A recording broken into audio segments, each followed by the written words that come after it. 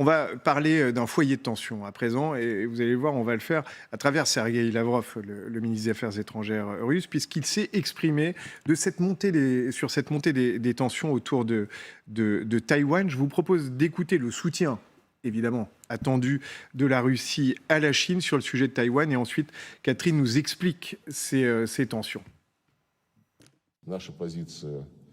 Notre position concernant la politique d'une seule Chine reste inchangée. Les États-Unis énoncent périodiquement la même position, mais dans la pratique, comme vous le savez, leurs actes ne coïncident pas toujours avec leurs paroles. Voilà, un axe clair, russo-chinois, et la Chine qui annonce un exercice à munitions réelles dans le détroit de Taïwan. Les États-Unis qui craignent un scénario à l'ukrainienne.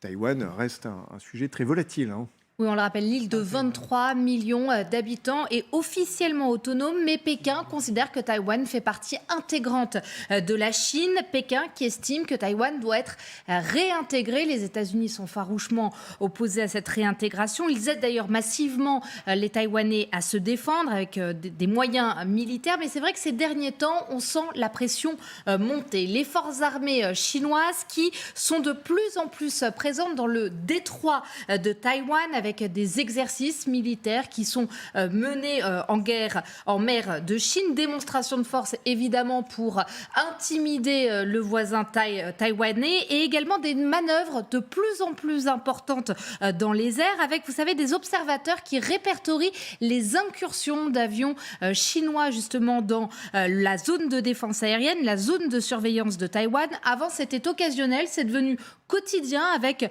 plusieurs incursions, par exemple, cette semaine. Selon les renseignements américains, l'invasion en Ukraine aurait donné des idées au président chinois. Il pourrait s'en inspirer pour envahir à son tour Taïwan. En tout cas, les manœuvres chinoises qui se déroulent au niveau de Taïwan, ça rappelle quand même beaucoup ce qui s'est passé en Ukraine, à la frontière ukrainienne avant l'invasion en Ukraine. Et puis on est sur un scénario, toujours un voisin puissant, un voisin puissant qui menace, un pays puissant qui menace son voisin. Et du coup, les deux présidents, Xi Jinping et Joe Biden, se sont parlé, ce qui est relativement rare, hein, et ça montre la tension. Oui, 2h17 de conversation par téléphone, échange tendu selon les observateurs. Le président chinois qui a lancé d'ailleurs une mise en garde à son homologue, littéralement, il lui a dit de ne pas jouer avec le feu. Ceux qui jouent avec le feu finissent par se brûler. Voilà ce qu'a dit le président chinois. Réponse ensuite de la Maison-Blanche, en tout cas dans le communiqué qu'on a pu se procurer. Les États-Unis s'opposent formellement aux efforts unilatéraux pour changer le statu quo et remettre en cause le prix et la stabilité dans le détroit de Taïwan. Alors en toile de fond, il y a plusieurs éléments qui ont provoqué ce regain de tension. Plusieurs éléments qui se sont accumulés, notamment la première raison, c'est Nancy Pelosi, la chef des députés américains, qui prévoit de visiter l'île de Taïwan, une première depuis 25 ans. La Maison-Blanche lui met la pression pour qu'elle y renonce, parce que les autorités chinoises y voient une provocation. Ils crient à l'ingérence. Ils annoncent d'ailleurs des représailles dans le cas où cette visite se produit vraiment. Et puis il y a eu aussi les déclarations contradictoires ces derniers mois de Joe Biden, qui souffle le chaud et le froid. En mai, lors d'un précédent entretien avec son homologue, il prévenait que les États-Unis défendraient Taïwan en cas d'attaque. La Maison-Blanche qui finalement avait nuancé ses propos. Les États-Unis qui craignent effectivement qu'un scénario à l'ukrainienne se reproduise pour Taïwan. En tout cas, que l'invasion ukrainienne ait donné des idées au président chinois. Laurent Saïm, notamment sur le volet américain. Deux informations complémentaires qui me paraissent importantes. D'abord, Joe Biden, c'est un contexte extrêmement sensible. Joe Biden est très affaibli. On sait qu'en début de semaine, il avait été testé positif. Là, on vient d'apprendre par un communiqué du médecin de la Maison-Blanche qu'il est à nouveau positif. Il était donc positif, négatif, et maintenant il est de nouveau positif. Il y a évidemment un président qu'on voit assez affaibli.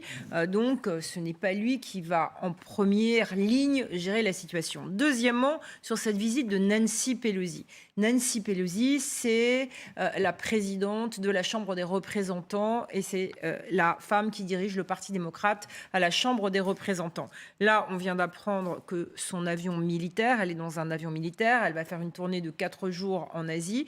Eh bien, son avion militaire vient de décoller d'Hawaï et que pour des raisons de sécurité, les Américains ont enlevé l'avion des systèmes de radar pour qu'on ne voit pas si son avion va aller se poser à Taïwan ou pas. Il y a un véritable risque. Si Nancy Pelosi va à Taïwan et si son avion arrive à Taïwan et se pose à Taïwan, que les Chinois lui demandent, s'approchent, comme on voit dans les films, mais là malheureusement ce sera la réalité, que des avions chinois s'approchent de l'avion militaire de Nancy Pelosi et lui disent voilà, vous ne pouvez pas atterrir et on vous demande vraiment de ne pas atterrir à Taïwan. Personne ne sait ce qui se passera, mais en tout cas c'est une situation sensible qu'il faut surveiller.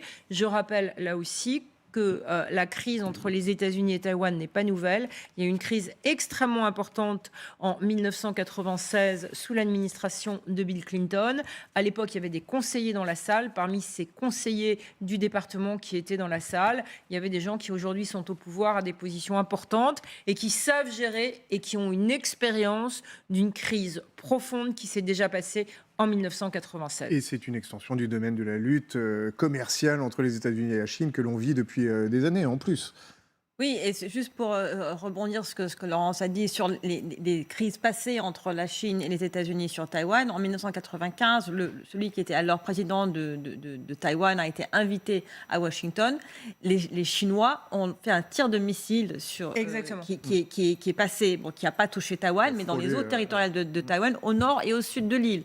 Ça, c'était une visite du président de Taïwan à Washington. Mais les Américains se sont préparés à la guerre en 1996 sous administration Clinton. Il y a un porte-avions qui a été déplacé. Et vraiment, ils disent que c'était une des crises les plus sensibles. Donc il y a dans la gestion américaine de cette crise Taïwan, parmi les diplomates du département d'État, une mémoire d'une crise précédente importante. Après, il faut aussi savoir... Est-ce qu'on en est juste à montrer les muscles là? Alors, il faut quand même comprendre certaines choses. C'est que, en 95-96, l'armée chinoise n'était pas du tout au même niveau qu'elle est aujourd'hui. Aujourd'hui, l'armée chinoise, c'est une armée qui s'est modernisée à toute allure ces presque 30 dernières années. Mais deuxième chose, c'est que alors peut-être menacer Taïwan, c'est une chose, mais envisager un véritable débarquement sur Taïwan, un débarquement amphibien, on n'a pas vu ça depuis le débarquement en Normandie, un grand débarquement amphibien qui a réussi. Donc c'est quand même...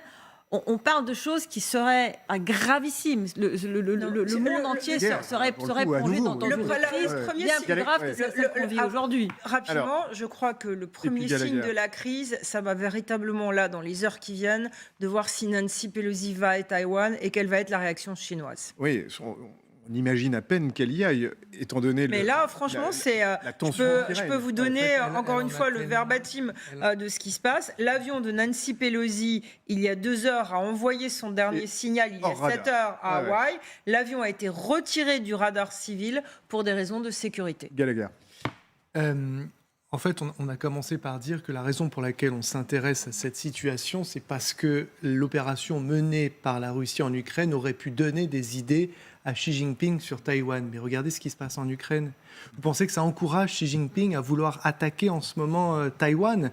Et je rappelle aussi que on est juste avant des élections de mi-mandat que les démocrates risquent de perdre. Donc effectivement, Nancy Pelosi, dans une certaine mesure, se retrouve dans un coin. Elle a parlé de Taïwan. Maintenant, elle est un petit peu obligée d'y aller, sinon elle céderait aux propos véhéments de Xi Jinping. Donc on a cet affrontement verbal qui fait monter, si vous voulez, le niveau de volatilité. Après, juste sur le fait d'éteindre un transpondeur d'un avion qui transporte des membres de la Chambre des représentants, et notamment la présidente de la Chambre, ça c'est habituel. Moi, j'ai pas l'habitude que ce soit habituel annoncé comme ça. Et la deuxième chose que je voudrais dire, c'est que on est dans un contexte, vous le rappelez, Gallagher, de campagne électorale aux États-Unis avec un parti démocrate très affaibli. Effectivement, c'est un coup politique, mais là, il y a un élément nouveau. C'est un président américain extrêmement affaibli aussi physiquement, et donc il peut y avoir aussi quelque chose qui ne veut pas qu'elle y aille, qu'il l'a dit. Qu'il a dit qu'il ne veut pas qu'elle. 30 secondes pour conclure là. Un petit mot.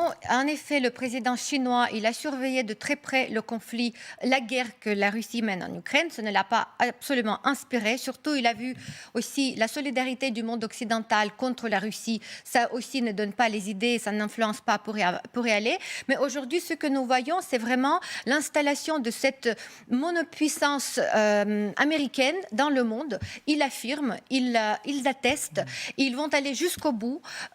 Tandis que la Chine, elle est quelque part obligée de réagir par la force des choses, parce que la Chine aussi, elle se voit puissante, mais économiquement, la Chine devient un peu plus faible. Et aussi, la Chine, il ne faut pas oublier, économiquement, elle est complètement dépendante à 80% des exportations vers le monde, vers les pays occidentaux et surtout les États-Unis. Donc, dans cette situation, la Chine perdra certainement s'il y a vraiment une force, s'il y a la confrontation directe, parce que même seulement avec les sanctions préventives... On a annoncé qu'ils interviendraient. Oui, et surtout les sanctions préventives, ça peut aussi faire quelque chose. Ce sont des sanctions préventives que l'Ukraine a demandé d'être appliquées vers la Russie, ce que l'Occident n'a pas fait. Mais ici, je pense qu'ils ne vont pas se gêner et ça pourra arrêter aussi, disons, l'initiative de la Chine dans cette direction. Merci pour les 30 secondes. 20 secondes. Du coup, c'est terrible d'ouvrir un débat intéressant à la fin d'une émission. Mais... Non, la doctrine militaro-stratégique des États-Unis sur Taïwan, c'est l'ambiguïté stratégique. Donc, voilà. Il y a des accords militaires. Le président dit on interviendra. Ensuite, comme vous l'avez très bien rappelé, ça a été nuancé, voire corrigé. Ensuite, vous parliez d'économie et vous avez raison. Taïwan, il faut quand même le rappeler, c'est le premier producteur de semi-conducteurs au monde et de loin. Et ça, c'est juste le moteur de l'innovation technologique. Personne n'a intérêt à ce qu'on rentre dans une situation... Voyons si Nancy Pelosi, 5 secondes.